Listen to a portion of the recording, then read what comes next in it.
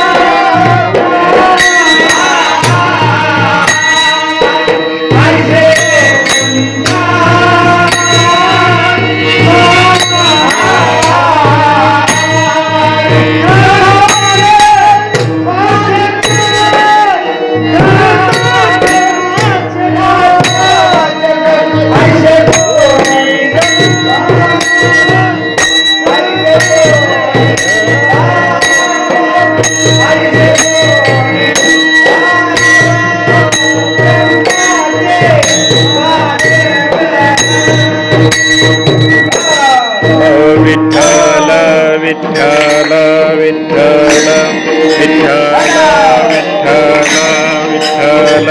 विठ्ठल विठ्ठल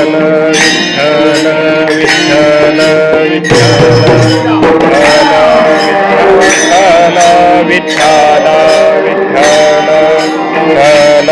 विठ्ठल विठ्ठल विठ्ठल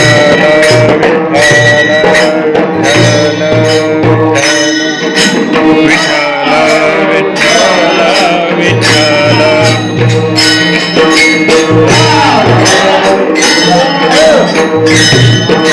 विठ्ठल विठ्ठल विठ्ठल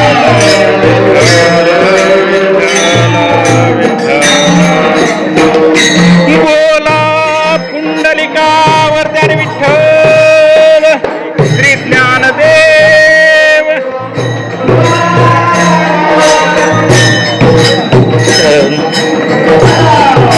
विठ्ठल विठ्ठल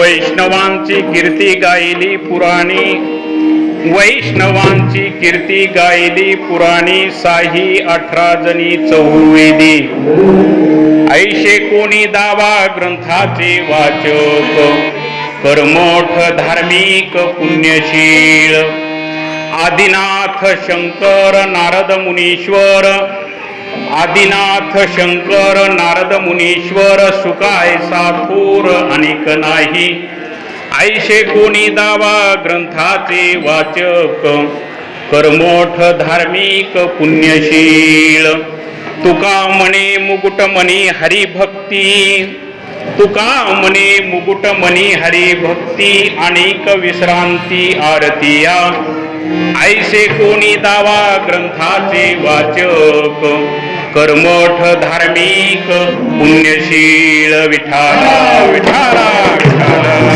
विठाला विठाला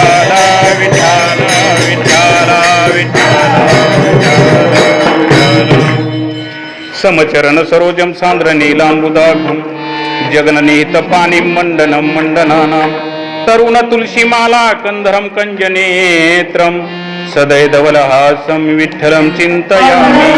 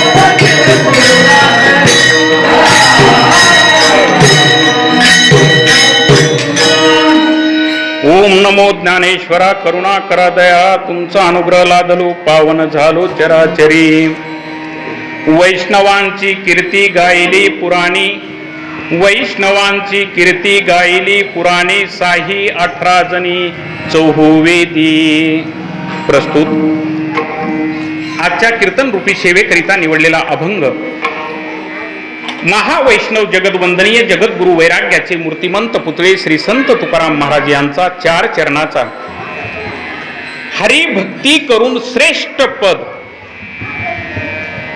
म्हणजे वैष्णव पदाला जे संत महात्मे वैष्णव पोहोचले त्यांच्या कीर्तीचं वर्णन करणारा अभंग आहे. विठाला विठाला विठाला विठाला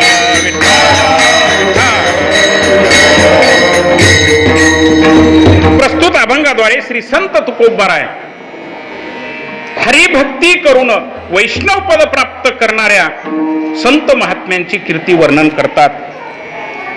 ती कीर्ती वर्णन करण्यापूर्वी आजचा कार्यक्रम कोणत्या निमित्तानं आहे सर्वांना श्रुत आहे, पण वक्त्याचं कर्तव्य आहे म्हणून या ठिकाणी सांगावं लागतं. भारतामध्येच नव्हे तर जगामध्ये ज्यांची कीर्ती झाली ते वैष्णव ज्यांना आपण महावैष्णव म्हणतो ज्ञानोबाराय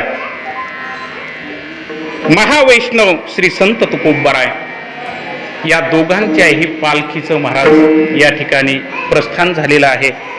अतिशय सुंदर दरवर्षी पालखी सोहळा आपण साजरा करत असतो, परंतु या वर्षी गेल्या वर्षीपासून म्हणा की आता आपल्याला सवय पडली ऐक म्हणून या ठिकाणी महाराज आमचे ज्येष्ठ गुरुबंधू म्हणण्यापेक्षा पुढं महाराज, कारण माझ्या जन्माच्या अगोदरपासून ते परमार्थ करतात. एवढंच नाही तर दादांचे सर्वात ज्येष्ठ शिष्य आणि श्रेष्ठ शिष्य ज्यांनी आजपर्यंत नाव दादांचं केलं ते आमचे महाराज जोगी महाराज भरत महाराज. जोगी नावही भरतच आहे महाराज. राम प्रभुचंद्र आणि भरताचा संवाद, आता रामायण आखणारला ते माहित आहे आणि ते रामायण प्रेमी आहेत म्हणून त्यांच्या ठिकाणी तो भरताचा भाव आहे. असे भरतभाव असणारे आमचे भरत जोगी महाराज जगप्रसिद्ध आहेत, हास्य सम्राट आहेत नाही का नाही, विनोदी आहेत, काय सांगावं तेवढं कमी. हो परमार्थामध्ये ज्या गोष्टी लागतात त्या सर्व गोष्टी ज्यांच्याकडे आहेत असे आमचे भरत महाराज या ठिकाणी समोर बसून उपस्थित या ठिकाणी कीर्तन ऐकतात. फार फार मोठं भाग्य आहे. या ठिकाणी उपस्थित आमचे संतराम अण्णा आहेत, ज्यांचं सुद्धा या ठिकाणी आता जास्त उपमा देण्यापेक्षा त्यांना या भागातला भीष्माचार्य म्हटलं तरी चालेल. आणि म्हणून अशा भीष्माचार्य महाराज पेटी वादक आहेत, संगीतकार आहेत आमचे अण्णा. अतिशय महाराज लोकांची परमार्थिकांची आवड त्यांना आहे आणि असे आवड करणारे आमचे अण्णा या ठिकाणी उपस्थित आहेत. ते आमचं भाग्य आहे महाराज. या ठिकाणी गोटू आहे, मृदंग वादक राधाकिशन म्हणतात. अतिशय सुंदर मृदंग वाजवतो. त्याचबरोबर ज्यांची सुरुवातीला चाल ऐकली ते आमचे मारोतराव महाराज, इकडे संगीत अलंकार पांचाळ महाराज. तुमच्या गावात आहे म्हणून संगीत अलंकार म्हणलं बरं. हो हां, असे आमचे महाराज सर्व मंडळी या ठिकाणी भजनी मंडळ आहे. त्याचबरोबर आमचे मृदंगमणी शिवा महाराज आहेत, हां ऋतुराज, हां त्याचबरोबर आमचे राम महाराज उपस्थित आहेत, आहे का नाही. फार छान दरबार या ठिकाणी भरलेला आहे. त्याच्यामध्ये माता भगिनी आहेत, या ठिकाणी उपस्थित सर्व मंडळी आहेत. ए पोरो हो, शांत बसा जरा. हां, मग असं सुंदर अशा प्रकारचं वातावरण या ठिकाणी निर्माण झालेलं आहे. आणि अशा वातावरणामध्ये महाराज या ठिकाणी हे घडवून आणलं. महाराज ज्यांचं नाव घेतल्याशिवाय आपल्याला पुढं जाता येणार नाही, आमच्या महाराजांना सहकार्य नेहमी करतात. त्यांची या पालखी सोहळ्यामध्ये बरडला पंगत असते. बरडला हो, माणिकराव आणि अच्युतराव, बघा कशी नाव आहेत. आमच्या भरत महाराजासोबत शोभण्यासारखे नाव आहेत बरं का दोन्ही. हो, माणिकराव आणि अच्युतराव असे अतिशय सुंदर महाराज, ज्यांचं आज या ठिकाणी जेवण आहे. कीर्तन संपल्यानंतर तो लाभ मिळेल. विठाला विठाला.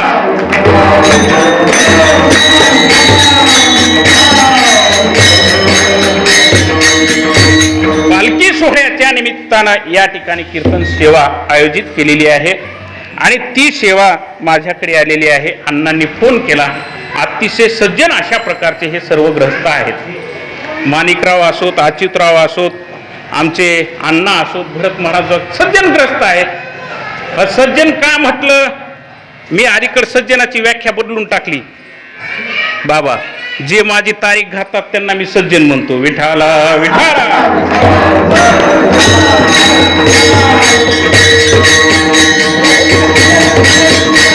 अशा प्रकारे सर्व मंडळी या ठिकाणी उपस्थित आहे. ज्यांची कीर्ती जगभर पसरली. खरोखरच कीर्ती मनुष्य जीवनामध्ये अतिशय श्रेष्ठ आहे. कीर्ती सर्वात श्रेष्ठ आहे. मनुष्य देह गेला तरीही मनुष्याच्या कीर्तीचा सुगंध जगभर पसरत राहतो महाराज, दरवळत राहतो. श्री संत तुकोबाराय म्हणतात,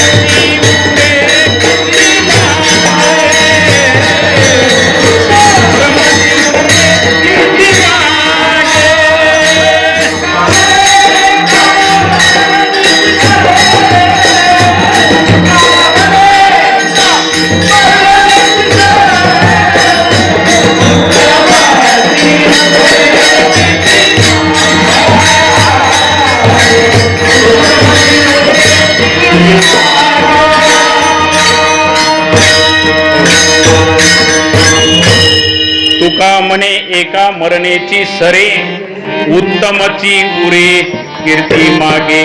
पण ती कीर्ती कशी असली पाहिजे? उत्तम कीर्ती असेल तर तिचा गंध सुगंध सगळीकडे दरवळत राहतो. ती उत्तम कीर्ती असली पाहिजे महाराज. पण उत्तम कीर्ती मिळवण्यासाठी काय केलं पाहिजे? संत महात्म्यांनी सांगितलं, वेद विहित कर्म आपल्याला ती करावी लागतात. जी वेदानी कर्म सांगितली, वेद विहित कर्म ज्याला म्हणतात, वेदानी जी कर्म करा म्हणून सांगितली त्यांना वेद विहित कर्म म्हणतात. असे कर्म जर आपण केले तर उत्तम कीर्ती आपली जगामध्ये दरवळत राहते. पण बऱ्याच लोकांना वाटतं महाराज धन द्रव्य संपत्ती मिळवली की उत्तम कीर्ती राहते. हो, कारण संत महात्म्यांनी सांगितलं धन द्रव्य मिळवलं की बऱ्याच लोकांना वाटतं महाराज संपत्ती मिळवली कारण आपल्याकडे सर्व लोकांनी पंडिताची व्याख्या बदलून टाकली, पुलीन घराण्याची व्याख्या बदलून टाकली. आपल्याकडे काय लोक म्हणतात, ज्याच्याजवळ गडगंज संपत्ती आहे, ज्याच्याजवळ पैसा आहे, फार कुलीन घराणं आहे हो म्हणले ते. हो, घराणं कसंही असू द्या, पण पैसे आहेत ना, कुलीन घराणं आहे म्हणले. पैसे आहेत ना, खास पंडित माणूस आहे म्हणले. बस, त्याच्यासारखा माणूस दुसरा नाही. का? हो, द्रव्य संपत्ती त्यानं मिळवली. हो, द्रव्य संपत्ती मिळवली की लोक म्हणतात हा कुलीन आहे, हा पंडित आहे. हो, याच्यासारखा श्रद्धावान दुसरा नाही, हा गुणज्ञ आहे. कारण आमच्या सुभाषितकारांनी फार सुंदर सांगितलं महाराज, सर्वे गुणा कांचनमश्रयंती. सर्व गुण लोकांना वाटतं धनद्रव्य ज्याच्या जवळ आहे, जो गडगंज श्रीमंत आहे, त्याच्या आश्रयानं राहतात असं वाटतं महाराज. पण त्यांनी ती धनसंपत्ती कशी मिळवली, कशी मिळवली? आमच्या शास्त्रात माऊलींनी सांगितलं महाराज. हो, ज्ञानेश्वर माऊली सांगतात, मनोनी भोगावया जोगा पुरता अर्थ पैगा आनावया जगा झोंबती सैरा. हो, आणि मग त्याच्यासाठी ज्याप्रमाणे जंगलामध्ये शिकार करायला शिकारी जातो ना, त्या पद्धतीनं धनद्रव्य प्राप्त करतात महाराज. हो, शिकारी ज्या लोकांनी शिकार जुन्या काळामध्ये केली त्यांना माहित आहे साहित्य काय काय लागतं ते. हो, त्यांना माहित आहे काय काय साहित्य लागतं. हो, पोती पाशिके वागुरा सुनी ससाने चिकाटी खोचेरा घेऊन निगती डोंगरा पारदी जैसे पर प्राण घाते मिळविती विते मिळाल्या चित्ते तोषणे कैसे. संत महात्म्यांनी, हो, संत महात्म्यांनी काय सांगितलं बाबा, अशा प्रकारे धनद्रव्य ते प्राप्त करतात. पण धनद्रव्य प्राप्त करत असताना मात्र ते पुढच्याचा प्राण जातो का हे सुद्धा पाहत नाहीत, पारध्यासारखं. हो, पुढच्या मग त्यांना संतुष्टता कशी लाभेल? हो, धनद्रव्याने संतुष्टता लाभत नाही, त्यांच्या आश्रयाने गुण राहत नाही. कारण धन हे शेवटी निकृष्ट ठरतं. कशाप्रमाणे पुढे सांगतो, विठाला विठाला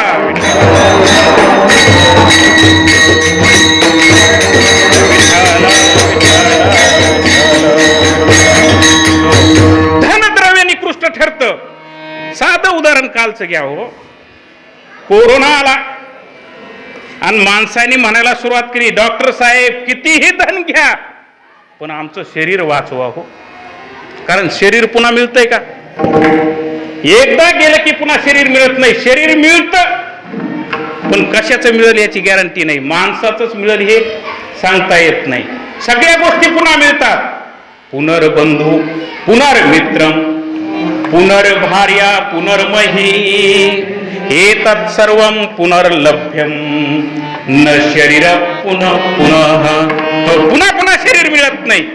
हो, ह्या शरीरात शरीर मिळत नाही महाराज. अतिशय मौल्यवान अशा प्रकारचं हे शरीर आहे. हा मौल्यवान शरीर, किती मौल्यवान. बाजारामध्ये गेल्यानंतर त्याच्यासाठी स्प्रे आणावा असं मौल्यवान शरीर आहे. बाजारामध्ये गेल्यानंतर त्याच्यासाठी पावडरचा डब्बा आणावा एवढं मौल्यवान अशा प्रकारचं हे शरीर आहे. आणि म्हणून महाराज ह्या शरीराची इच्छा का कोण करतंय बरं? स्वर्गातले देव सुद्धा या शरीराची इच्छा करतात. आहे का नाही? स्वर्गाचे देव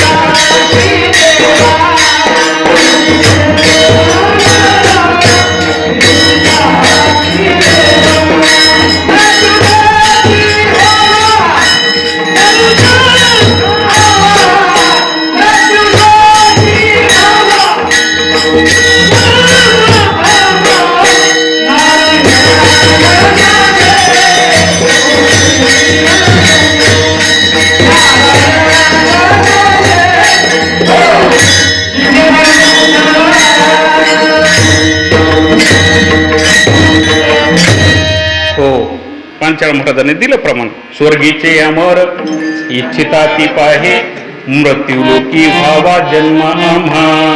पण मृत्यू लोकात येऊन कशाचा जन्म, कुणाचा जन्म व्हावा?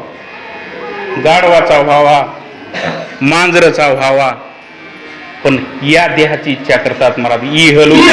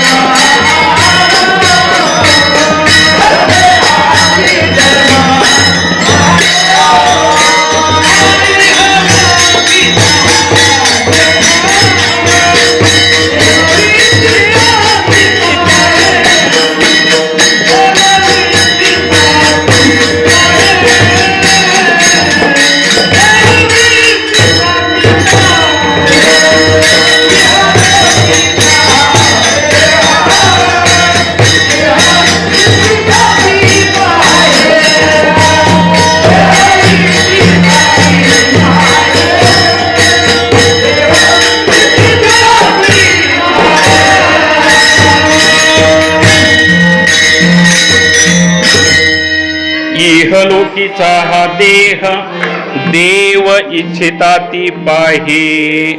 स्वर्गात ते कमी आहे का कशाची? आता जसं याप्रमाणे इथं कोणत्याच गोष्टीची कमी नाही. बसायला पुढे मोठे महाराज आहेत, पेटीवर आमचे अण्णा आहेत, म्हणायला दोन्ही स्पीकरवर अतिशय मोठे गायक आहेत, आहे का नाही? मग उणीव कशाची आहे? हा, तसं स्वर्गामध्ये सगळ्या गोष्टी आहेत. त्रैविद्यामां सोमपापूत पापा यज्ञैरिष्ट्वा स्वर्गतिं प्रार्थयन्ते ते पुण्यमासाद्य सुरेंद्र लोक मश्नन्ति दिव्यान दिविदेव भोगान.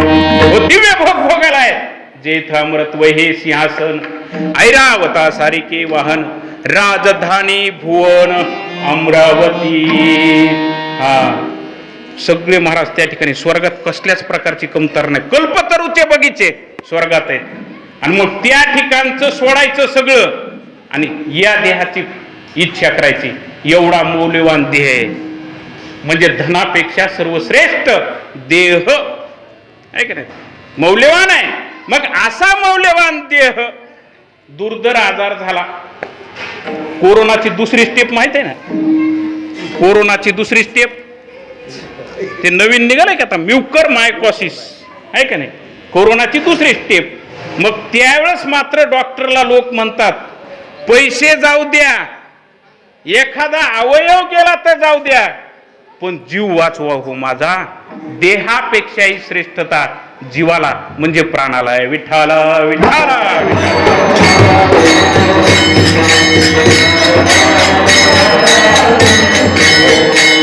प्राण अतिशय श्रेष्ठ आहे. प्रत्येकाचा जीव सर्वांना प्रिय आहे. किती प्रिय? अहो, देवाला जीव प्रिय असते ना, आपल्याला नसून आहे का? आपण तर अजून देव झालो नाही की. हा, देवाला प्रिय आहे. राम प्रभू चंद्र आणि सीता माता वनामध्ये चर्चा करू लागतात, एका ठिकाणी बसलेले. अहो, सीता मातेने सहजच प्रश्न केला, देवा तुम्हाला सर्वात जास्त प्रिय कोण आहे? आता प्रत्येक पत्नीची इच्छा काय आहे? देवानं किंवा पतीनं काय म्हणावं, तूच सर्वात प्रिय मला आहेस. पण आता भगवंत आहेत महाराज, न सांगता तुम्हा कळवे ते अंतर, आहे का नाही? हा, असे भगवान रामप्रभुचंद्र आहेत. रामप्रभुचंद्र सीता मातेला सांगतात, सीते मला सर्वात जास्त प्रिय जर कोण असेल तर माझा बंधू लक्ष्मण आहे. हे त्रेतायुगातलं सांगालोय बर का, त्रेतायुगातलं. ह्या युगात असं जर कुणा म्हणलं तर दुसऱ्या दिवशी भाकर बंद होईल, भाकर मिळायची नाही पुन्हा. आणि ज्याच्या घरात असं म्हणूनही भाकर मिळते ते सोन्याचं घर आहे. विठाला विठाला विठाला.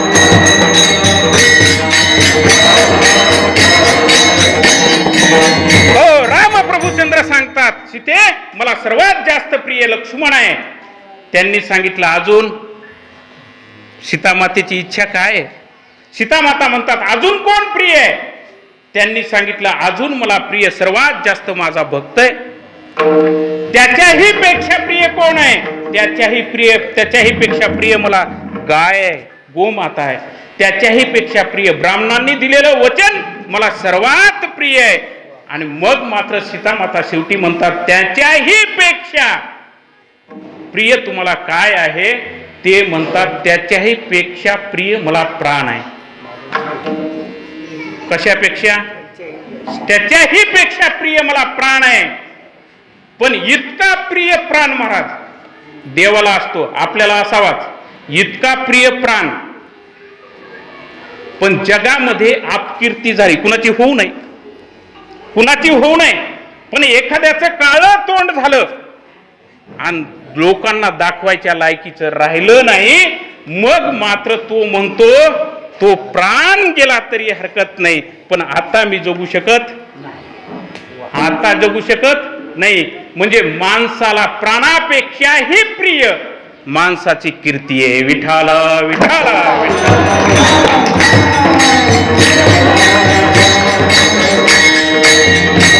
मनुष्याची कीर्ती, मनुष्य देह गेला तरी हरकत नाही, प्राण गेला तरी हरकत नाही. स्वतः रामप्रभू चंद्र म्हणतात वचन जर मी मोडलं तर प्राण गेला तरी बेहत्तर, पण मी वचन माझं मोडणार नाही. कीर्ती त्याच्यासाठी लागते महाराज. कीर्तीचा सुगंध सगळीकडे दरवळावा.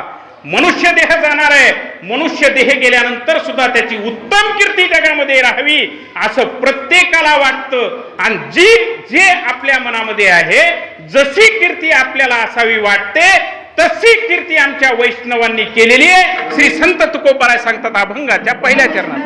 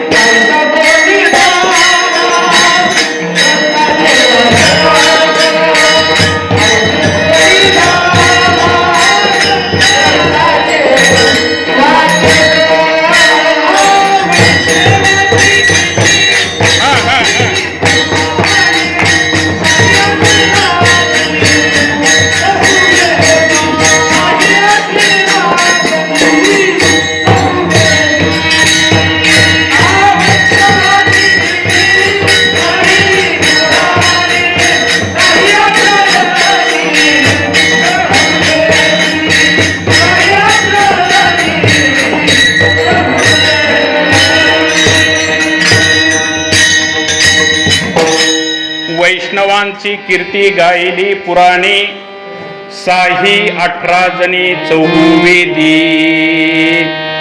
हो, 6 शास्त्र, 18 पुराण आणि 4 वेद. बर का, एवढ्यांनी वैष्णवांची कीर्ती गायली. मग असं वैष्णवांची एवढ्या पुराणांनी, एवढ्या वेदांनी, एवढ्या शास्त्रांनी वैष्णवांची कीर्ती गावी, असं वैष्णवांनी केलं तरी काय बाबा? आमचं तर शेजारचं माणूस सुद्धा नाव घे नाही. हा बरं 10 वेळेस सांगून बी धुरा साराच लय आहे का नाही. धुरा सारल्याशी राहीच नाही किंवा सांगितलं तरी. बरं त्यानं सारला म्हणून हेही सारल्याशी राहत. हो मग आपलं तर शेजारी कोणी घेणार. आणि वैष्णवांची कीर्ती तर वेदानं गावी 4 वेद आहेत. आता उगं सांगत बसत नाही, विश्लेषण वाढन. सामवेद आहे, अथर्ववेद आहे, यजुर्वेद आहे, अजून कोणता राहिला कडे. हा मग त्याच्यामुळे सांगायची गरज नाही म्हणलो. सगळ्याला पाठ आहे. पाठ असलेल्या गोष्टी सांगून उपयोग नाही. न पाठ असलेलं सांगितलं म्हणता काहीतरी डोक्यात बसल ते. कारण ते पहिलं डोक्यातलं बसलेलं निघाल्याशिवाय हे डोक्यात घुसत नाही. विठाला विठाला.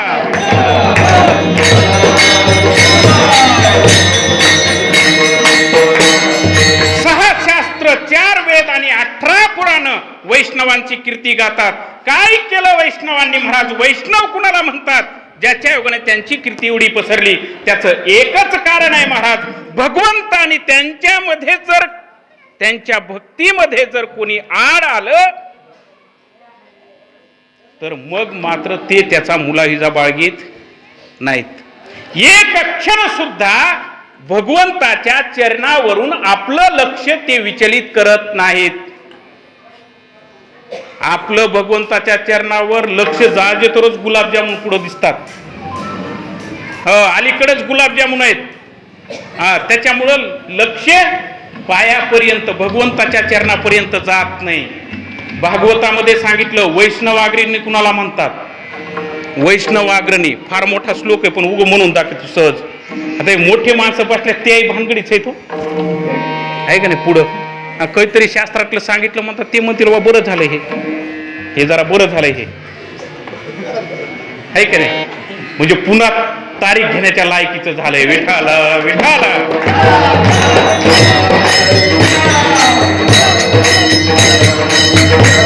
वैष्णवाग्रणी भागवतामध्ये सांगितलं त्रिभुवन विभव हे तवे कुंठ स्मृती रजितात्मार सुराधीर्भिर्विमर्ग्यात न चलती भगवत पदार रविंदात लवणी विशार्दमी यस वैष्णवाग्रय.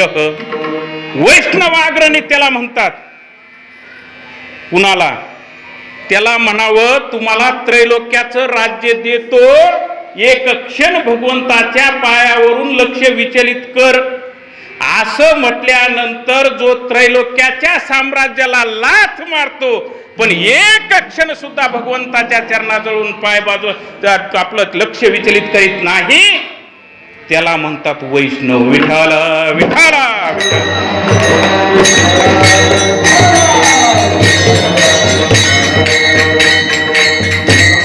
सर्व प्रेम भगवंतावर लागलेलं असतं महाराज.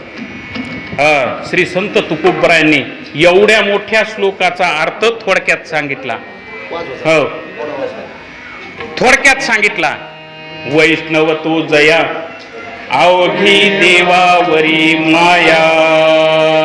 आहे का नाही. वैष्णव कुणाला म्हणावं, ज्याचं संपूर्ण अंतःकरणातून प्रेम भगवंतावर आहे त्याला वैष्णव म्हणतात.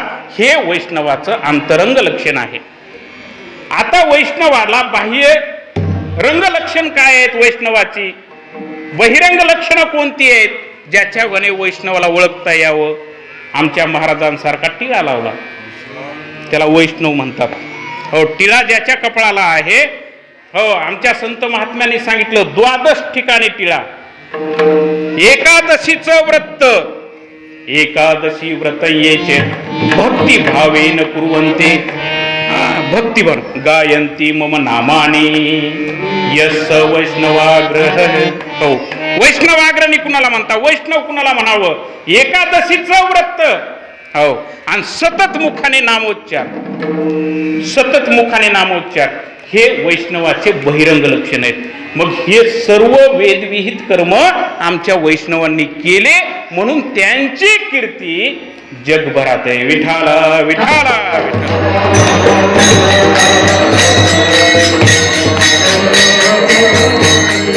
मग अशी वैष्णवांची कीर्ती एवढ्या पुराणांनी वेदांनी शास्त्रांनी गायली. आणि गायल्यानंतर मग मात्र श्री संत तुकोबाराय हे जे कर्मठ लोक आहेत का नाही, आता पुन्हा सांगतो तुम्हाला कर्मठ कोण असतंय काय नाही वेळ मिळाला तर. धार्मिक लोक असतात का नाही, स्वतःला अतिशय पुण्यवान समजणारी लोक असतात ना, त्यांना आव्हान करतात श्री संत तुकोबाराय की आमच्या वैष्णवासारखे कोणी आहेत का, दाखवा. अभंगाचं दुसरं चरण. कोणी दावा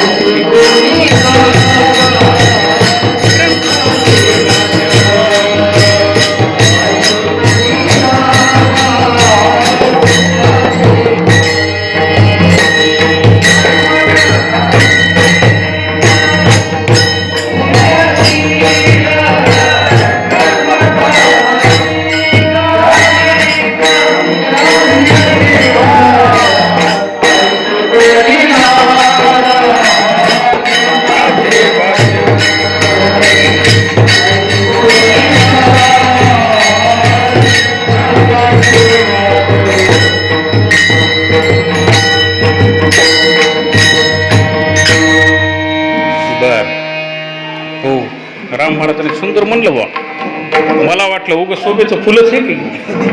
हा गुणवान माणूस आहे बा. विठाला विठाला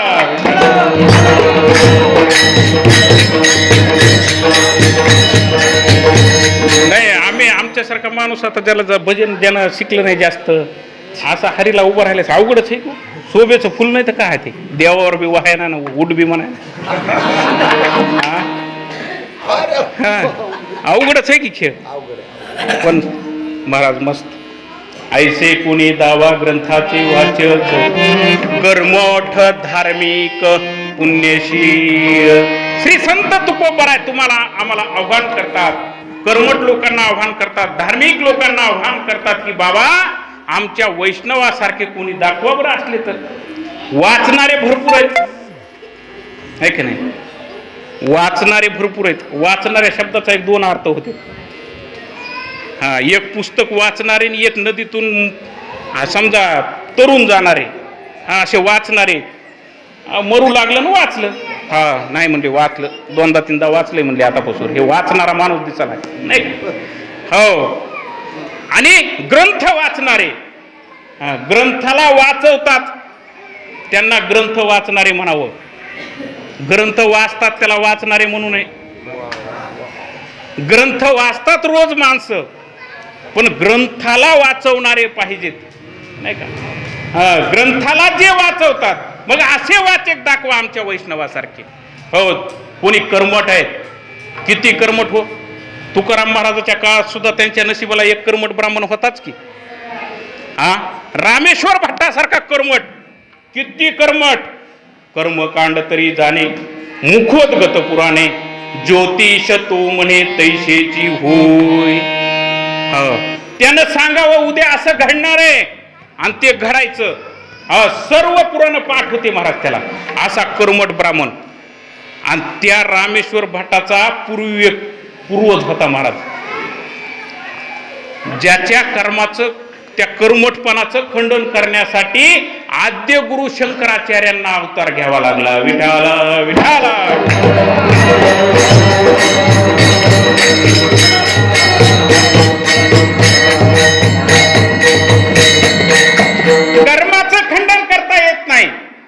शास्त्रकार सांगतात कर्माचं खंडन करता येत नाही. जोपर्यंत शरीर आहे तोपर्यंत कर्म करावंच लागतं. मनवणी संगुजव प्रकृतीचा तव त्याग न घडे कर्माचा, आयशी आई करू म्हणती तयाचा आग्रहची उरे. हा, आग्रहच उरतंय बरं का त्याचं, तसं म्हणता येत नाही. कर्म करावंच लागतं, पण कर्मठ हे कर्म बाजूला टाकायचं, पुढच्या नुसत्या ठचं खंडन करायचं, त्याला म्हणायचं कर्मठपणाचं खंडन. विठाला विठाला.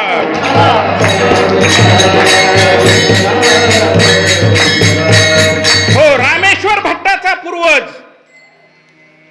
ज्याचं नाव महाराज मंडन मिश्र होतं. मंडन मिश्र महाराजांना कथा माहित आहे, बऱ्याच लोकांना ऐकणारला माहित आहे. मंडन मिश्र अतिशय विद्वान महाराज, कर्मामध्ये प्रवीण.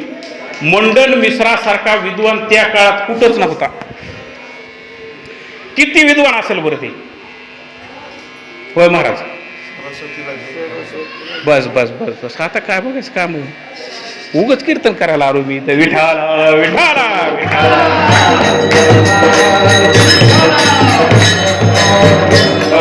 किती विद्वान. साक्षात सरस्वती त्याची पत्नी बनून राहिली होती महाराज घरामध्ये. साक्षात सरस्वती. एवढा मंडन मिश्र विद्वान, आणि त्याचं कर्मठपणा दूर करण्यासाठी, त्या ठचं खंडन करण्यासाठी आद्य गुरु शंकराचार्य त्याच्या नगरीला निघाले. आणि नगरीला निघाल्यानंतर नगराच्या बाहेर अशी नदी होती, त्या नदीवर अनेक स्त्रिया पाणी भरत होत्या महाराज. पूर्वी नदीवर असो विहिरीवर असो पाणवठा असायचा, पाणवठा. आणि त्या पाणवठ्यावर त्या पाणी भरू लागल्या महाराज. आणि पाणी भरत असताना त्या ठिकाणी आद्य गुरु शंकराचार्य आले. आणि आद्य गुरु शंकराचार्याने विचारलं महाराज, विचारलं त्यांना, मंडन मिश्राचं घर तुमच्या नगरीमध्ये कुठे आहे? मंडन मिश्र किती विद्वान होता, तर त्याच्या विद्वत्तेनं त्याच्या गावातील स्त्रिया सुद्धा संस्कृत बोलत होत्या. किती विद्वत्ता असेल आणि किती सुगंध रोळ असेल त्याच्या विद्वत्तेचा. ज्याप्रमाणे गोकुळामध्ये भगवान श्रीकृष्ण परमात्मा अवतरले. भगवान श्रीकृष्ण परमात्मा म्हणजे ब्रह्म आहे महाराज. ब्रह्म अवतरलं गोकुळामध्ये. आणि काही न केल्या वाचूनच गोकुळातल्या लोकांनी ब्रह्मज्ञान झालं. काहीच करायची गरज पडली नाही. गोकुळीच्या लोका झाले ब्रह्मज्ञान, केली या वाचून जप तपे. तुम्हाला आम्हाला जप करावा लागतो, तप करावं लागतं. पण भगवान श्रीकृष्ण परमात्मा गोकुळात अवतीर्ण झाले आणि तिथे सर्वांना, स्त्रिया पुरुषांना, लहान मुलांना, सगळ्यांना ब्रह्मज्ञान झालं महाराज. तसं मंडन मिश्र त्या नगरीमध्ये विद्वान राहिला आणि त्याच्या योगाने स्त्रिया सुद्धा संस्कृत बोलू लागल्या. आणि आद्य गुरु शंकराचार्यांनी सहजच विचारलं त्या स्त्रियांना, तुमच्या नगरीमध्ये मंडन मिश्र कुठे राहतो? मराठीत विचारलं होतं, मराठीत अण्णा. आणि मराठीत विचारल्यानंतर त्या स्त्रियांनी ओळखलं नसेल का बरं आद्य गुरु शंकराचार्यांना? हो, त्यांनी संस्कृत मध्ये उत्तर द्यायला सुरुवात केली. स्वतः प्रमाणम प्रतः प्रमाणम गिरांगना यत्र गिरम गिरंती. ऐक, हो, ज्याच्या द्वारावर राघू मैना बसलेले आहेत आणि राघू मैना बसून वेद स्वतः प्रमाण आहे का प्रतः प्रमाण आहे अशी चर्चा करू लागले. ती चर्चा गिरी का नाही आपल्या डोक्यावर आता? हा, का राहिली डोक्यात आता? वेद स्वतः प्रमाण आहे का प्रतः प्रमाण आहे? जगत सत्य आहे का जगत मिथ्या आहे? आपण केलेल्या कर्माचं फळ ईश्वरच देतो का अजून कोणी देतो? याची चर्चा राघू मैना ज्याच्या द्वारावर करते ते घर मंडन मिश्राचं आहे. संस्कृत मध्ये सांगू लागल्या त्या बाया, संस्कृत मध्ये सांगू लागल्या. आद्य गुरु शंकराचार्यांनी ओळखलं महाराज. आद्य गुरु शंकराचार्य आले आणि घरामध्ये आल्यानंतर मग मात्र त्यांनी सांगितलं, तुझ्यासोबत मला वाद करायचा आहे. मंडन मिश्राला सांगितलं, तुझ्यासोबत वाद करायचा आहे म्हणले. आता आपल्या इकडचा वाद आपल्याला माहित आहे, डोकं फुटल्याशी वाद मिटत. आपल्या इकडचा वाद डोकं फुटल्याशी वाद मिटत नाही. पण ते वाद मध्ये तसा नाही. त्या वादाला महाराज शास्त्रामध्ये शास्त्राची चर्चा म्हणतात. हो, शास्त्राची चर्चामध्ये परमार्थामध्ये वाद आहे. मंदिरामध्ये जर वाद माणसं करू लागले तर शास्त्रावर वाद करावा. रामायणामध्ये हे लिहिलंय, भागवतामध्ये असं लिहिलंय, मग तुम्ही असं कसं सांगायले, असं म्हणावं, त्याला वाद म्हणतात. हे मंदिरातला वाद झाला. आणि संसारातल्या वादाचं सांगितलंच मी, डोकं फुटल्याशिवाय ती वाद मिटत नाही. मग असा जो वाद आहे, शंकराचार्याने सांगितलं, मंडन मिश्र तुझ्यासोबत मला वाद करायचा आहे. तयार झाले महाराज, मोठमोठे विद्वान बोलविले. आणि ह्यांच्यापेक्षा विद्वानच कोणी नव्हतं ना.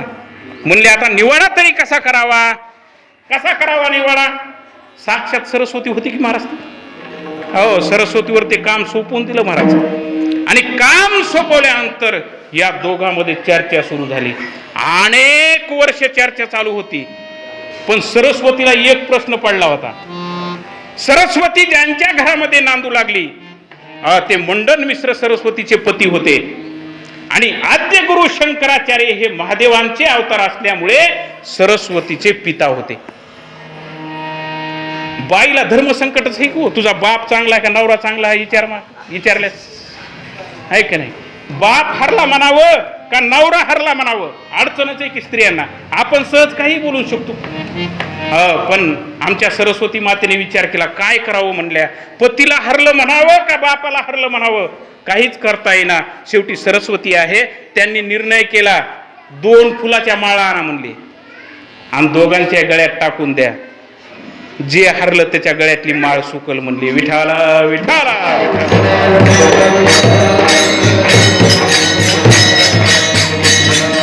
मग अशा प्रकारे महाराज सरस्वती मातेने निवाडा केला. अनेक दिवस चर्चा झाली. त्याच्यामध्ये मंडन मिश्र हरला. मंडन मिश्र हरल्यानंतर मंडन मिश्रानं आपलं पुढचं सोडून दिलं आणि आद्य गुरु शंकराचार्याचं शिष्यत्व पत्करलं.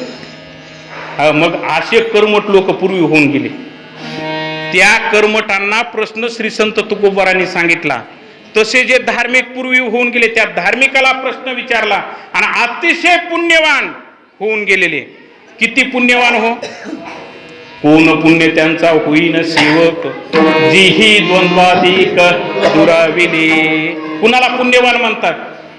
ज्याच्या अंतकरणातला मल विक्षेप दोष निघून गेला आणि द्वंद्व ज्याच्या ठिकाणी राहिलं नाही,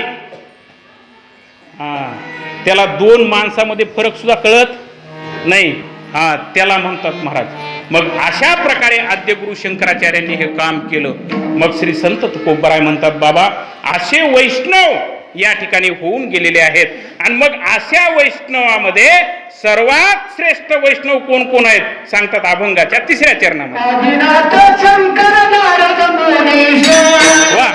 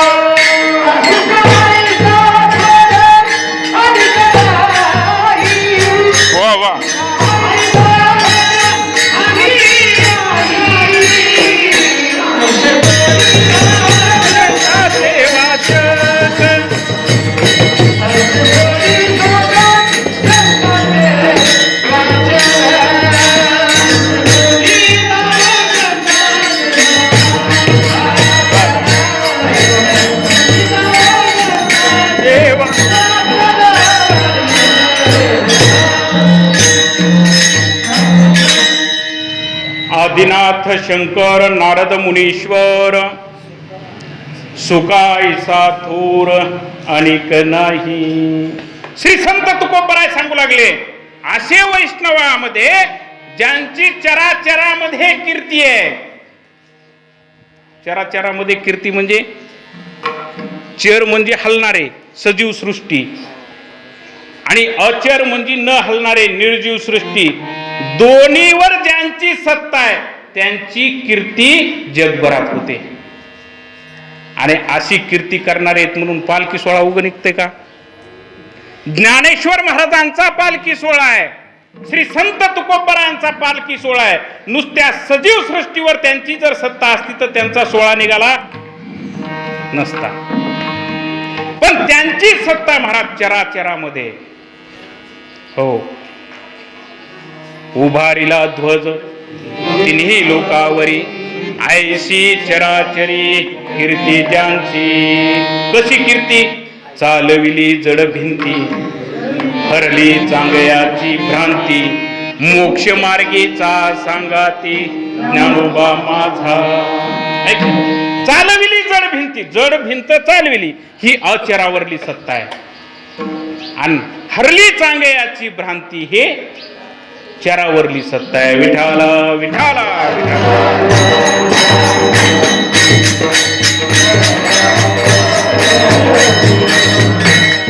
भगवान श्रीकृष्ण परमात्मा अर्जुनाला हेच सांगतात की अर्जुना, तुझी कीर्ती तिन्ही लोकात आहे. कीर्ती कुठे सामान्य आहे का? मग रथातून खाली उडी मारून बसायचं, माझे सगळे सोकी येतं, मी युद्ध करणार नाही, कर्मापासून पराडमुख व्हायचं, हे भगवान श्रीकृष्ण परमात्म्याला मान्य नाही. भगवान श्रीकृष्ण परमात्म्याने सांगितलं, अर्जुना तुझी कीर्ती तिन्ही लोकात आहे. तू सामान्य आहेस का? नाही. तू कसा आहेस? तू सूरव्रतीचा ठाऊ, क्षत्रिया माझी राव, तुझी आला ठेपणाचा आव, ती हे लोकी. तिन्ही लोकांमध्ये तुझी कीर्ती आहे. आणि तू काय म्हणू लागलास? हो, अर्जुन म्हणू लागला, पुत्रा ते इच्छे कुळ, तया ते काही हेची फळ, जे निर्दाळी ते सकळ गोत्रा पुले. कुळामध्ये पुत्र व्हावा जी अशी इच्छा करतात, ती देवा याच्यासाठी का की मी सगळ्या कुळाचंच निर्दाळन करून टाकावं, याच्यासाठी मागतात का पुत्र? हो, सांग मला. आणि भगवंताने मग सांगितलं, बाबा ते जाऊ दे, तुझं बाजूला ठेव ज्ञान, तुझी अपकीर्ती होईल रे. आणि अपकीर्ती मनुष्याला शोभणारी नाही, तुझ्यासारख्या सुराला शोभणारी नाही. तू मोह झाला ना तुझ्या ठिकाणी, मोह झाल्यामुळे तुझी अपकीर्ती झाल्याशिवाय राहणार नाही. किती अपकीर्ती होईल? मोह धरिले ऐसे होईल, जे अस्थि प्रतिष्ठा जाईल, मग इहलोकही अंतरेल, परलोकही अंतरेल, आहे केसी. परलोक अंतरेल, हे लोक अंतरेल. मग हे असले कुटाने करण्यामध्ये आमच्या वैष्णवांनी घातले का? नाही. आमच्या संत महात्म्यांचा सोहळा महाराज वैकुंठामध्ये गाजतो. तुका म्हणे गाजे. हा, आता कीर्तीवरच बोलायचं म्हणलंस का? हो, तुका म्हणे गाजे वैकुंठी सोहळा, याही भूमंडळा माझी कीर्ती. असे कोण आहेत? आमचे वैष्णव, महावैष्णव ज्ञानदेव आहेत महाराज. संत महात्म्यामध्ये सर्वात श्रेष्ठ, सर्वात महान वैष्णव ज्ञानेश्वर महाराज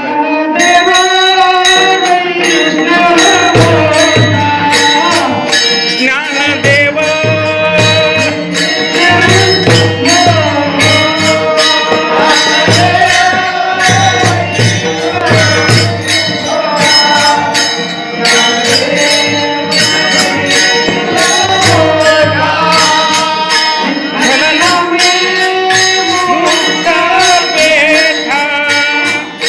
विठ्ठल नामे मुक्त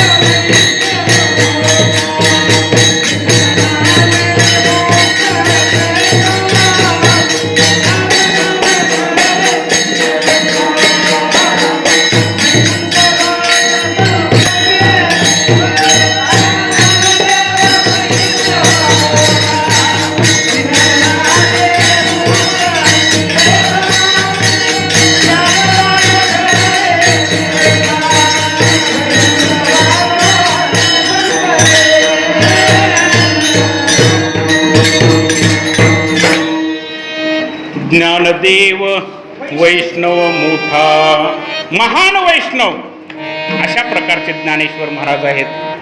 हो, आणि महाराज ज्ञानेश्वर महाराज ज्या शिष्य परंपरेमध्ये आहेत त्यांचे जे आदिनाथ शंकर वैष्णवामध्ये सर्वश्रेष्ठ आहेत. एका जनार्दनी वैष्णव शिरोमणी महादेव. ऐक, ज्ञानेश्वर महाराज वैष्णव, तसेच वैष्णव आदिनाथ शंकर आहेत. श्री संत तुकोबराय म्हणतात हे सामान्य आहेत का? नाही, अतिशय श्रेष्ठ अशा प्रकारचे वैष्णव, महान वैष्णव आदिनाथ शंकर आहेत. त्याचबरोबर सर्व मुनींचे ईश्वर, सर्व मुनीमध्ये सर्वश्रेष्ठ अशा प्रकारचे नारद मुनी हे सुद्धा महावैष्णव आहेत. हो, नारद मुनीचं काय सांगावं बाबा, ऐका, मी हसविण्यासारखं काहीच सांगणार नाही. हो, नारद मुनी महाराज कंसाकडे गेली तरी तेवढाच मान, आणि कृष्णाकडे गेले तरी, रावणाकडे गेले तरी तेवढाच मान. हो, कसे वैष्णव असतील गो. हो, दुसऱ्याला थारा नव्हता महाराज तिथं, देवाचं नाव घेऊ देत नव्हते तिथं. हा, देवाचं नाव घ्यायचं ना, असं समाज येते असलं काही नाही. ते तिथं कंसाच्या दरबारात, रावणाच्या दरबारात हिरण्यकशिपूला सांगितलं होतं देवाचं नाव घेतलं की चौकातच फाशी देतो. हा, हिरण्यकशिपूनं सांगितलं देवाचं नाव घेतलं की चौकात फाशी देतो. पण ते हिरण्यकशिपू नारद मुनी आले की आसन टाकायचं आणि त्यांचं कीर्तन ऐकायचा. कसे वैष्णव असतील बुवा. हा, मग असे वैष्णव होते म्हणून त्यांची कीर्ती आहे. विठाला विठाला.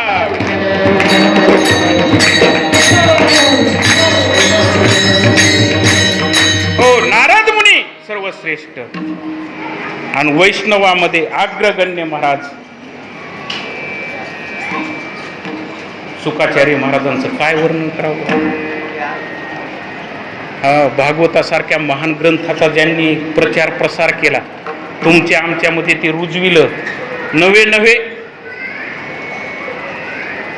आम्हाला माणसं मान्य केलं.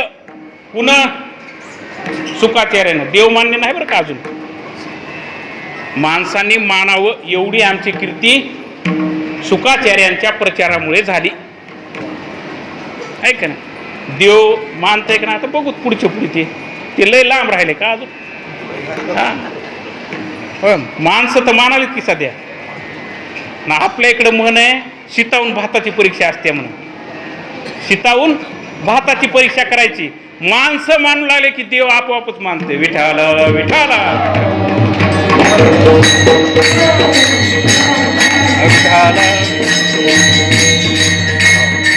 अशा प्रकारचे महाराज. हो, नारद सुकाचार्य सामान्य. सुकाधिक योगी रंगले श्रीरंगी, परीक्षिताच्या अंगी ठसावली. ज्यांचं थोरपण महाराज आमच्या जनक राजानं मान्य केलं.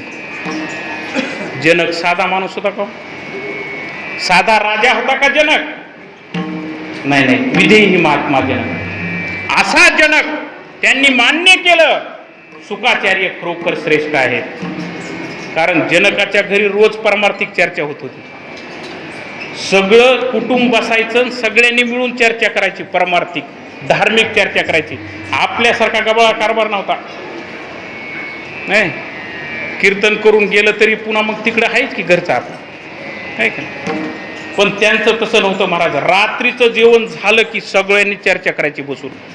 आणि जनक, त्यांचे पुत्र, आमच्या सुनयना माता, जनकाच्या पत्नी सुनयना माता, ह्या सर्वांनी बसायचं आणि चर्चा करायची. आणि एकदा प्रश्न असा उपस्थित झाला, नारद श्रेष्ठ का शुकाचार्य श्रेष्ठ? किती अवघड प्रश्न आहे. आपल्याला कळतंय का ते प्रश्न? नाही कळत. पण त्यांच्यामध्ये चर्चा सुरू झाली महाराज, नारद श्रेष्ठ का शुकाचार्य श्रेष्ठ? हो, सुनयना माता सुद्धा जरा हुशार होत्या, आहे का. सुनयना माता, हो, त्यांचं नावच तसं होतं महाराज, ज्यांचे मनोहर सुंदर नयन. हो, म्हणजे सुंदर नयन आपल्याला इकडे हे असले सुंदर नाही. ज्यांच्या नयनामध्ये सतत देवाची मूर्ती ठसलेली आहे अशा सुनैना माता होत्या. विठ्ठल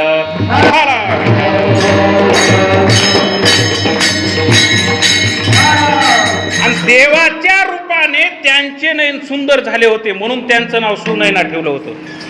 हो, मग अशा सुनैना माता त्यांनी सांगितलं, नारद मुनी श्रेष्ठ का शुकाचार्य श्रेष्ठ मी सांगते, पण मला परवानगी द्या. जनक राजाची परवानगी काढली.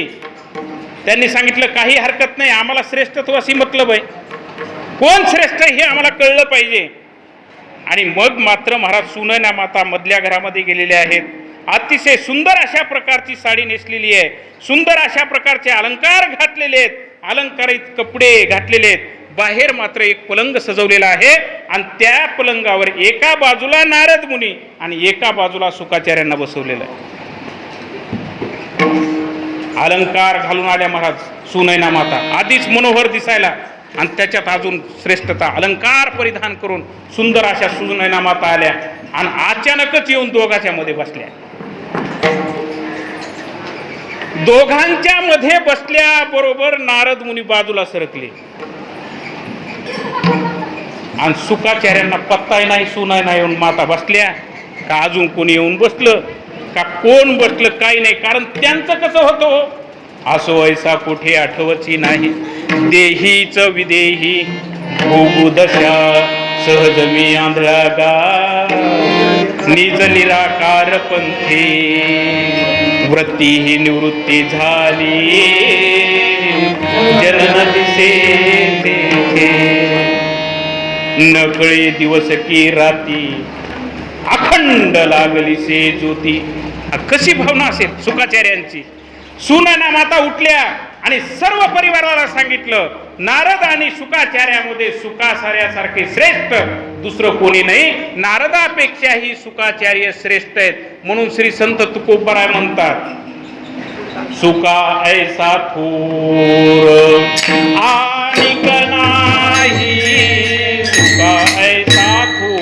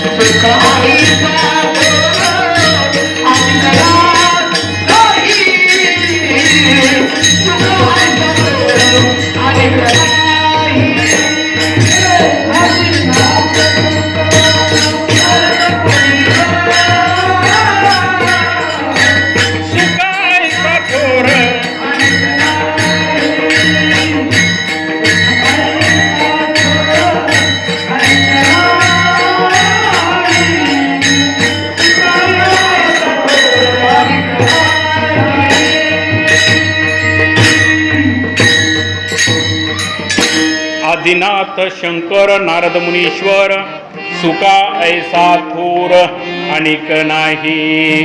त्यांची अजून कीर्ती चालूच आहे, त्यांची अजून कीर्ती चालूच आहे. हो, संत महात्म्यांना विचारलं यांची कीर्ती कुठपर्यंत चालू राहील म्हणले.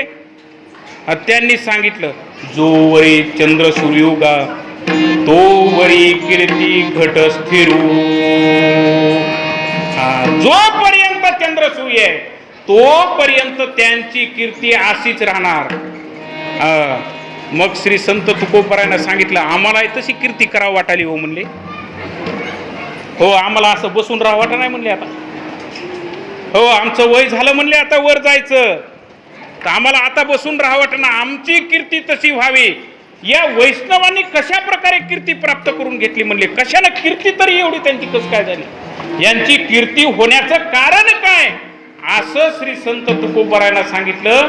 त्यावेळी महाराज श्री संत तुकोबरायांनी सर्व समाजाला सांगितलं, बाबा अशी जर कीर्ती आणि कीर्तीचा सुगंध या जगामध्ये पसरवत राहायचा असेल तर तुम्हाला एकच करावं लागेल, त्याचं नाव आहे हरिभक्ती. अभंगाचं शेवटचं